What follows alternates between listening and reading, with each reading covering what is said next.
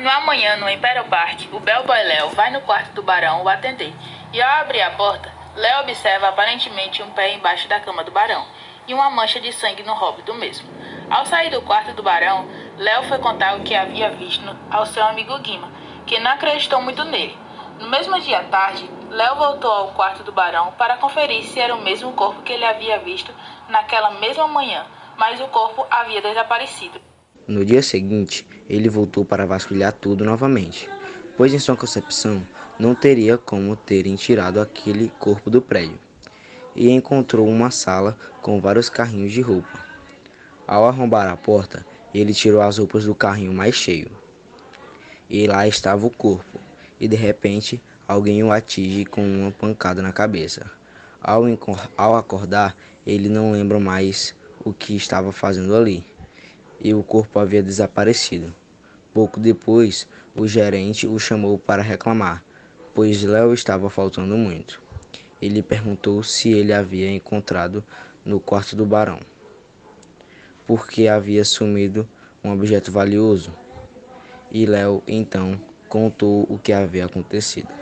Então, o gerente disse que o barão não era de fazer isso, que ele ajudava a caridade, crianças e idosos. O barão então abriu a porta e disse que o seu isqueiro havia sumido e que se tivesse sido garoto, ele queria que o gerente não fizesse nada com ele. Então, Léo disse que não havia pegado nada e que, se fosse de sua vontade, poderia lhe revistar.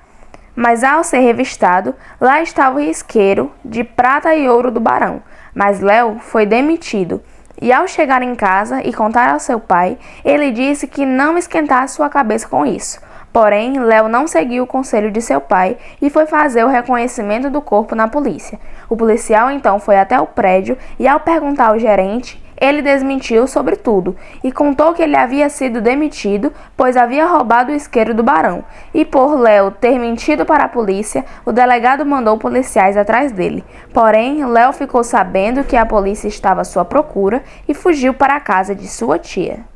Léo então contou a seu primo tudo o que havia ocorrido. Ele disse que lhe ajudaria a prender o barão.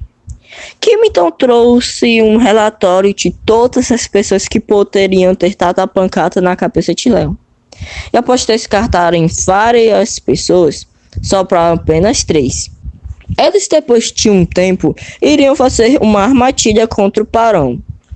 E o mesmo ficou muito tenso e com raiva. E só pensava que o Léo iria acabar com ele. Porém, Kima ficou com medo, porque se o pegassem, ele estaria perdido.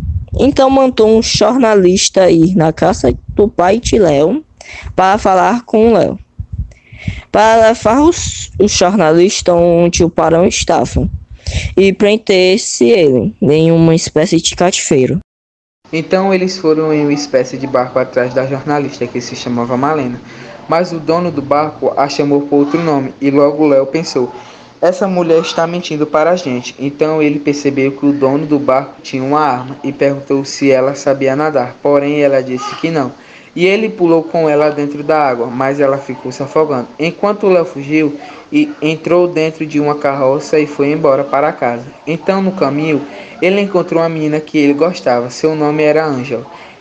Ela então levou ele para casa, deu banho e deixou ele descansar. Ao acordar, Léo observou um carro branco dando voltas ao redor do apartamento de Ângela. Quem estava neste carro? Sabia que Léo estava lá e permanecia esperando sua saída. Mas Léo foi mais esperto e fugiu para não ser pego. E foi para a casa do Kima. E o mesmo disse que eles iriam se esconder no sítio. No meio do caminho, Kima pensou: vamos soltar, por armas irá ficar cada vez mais complicado. E iremos resolver tudo de uma vez por todas.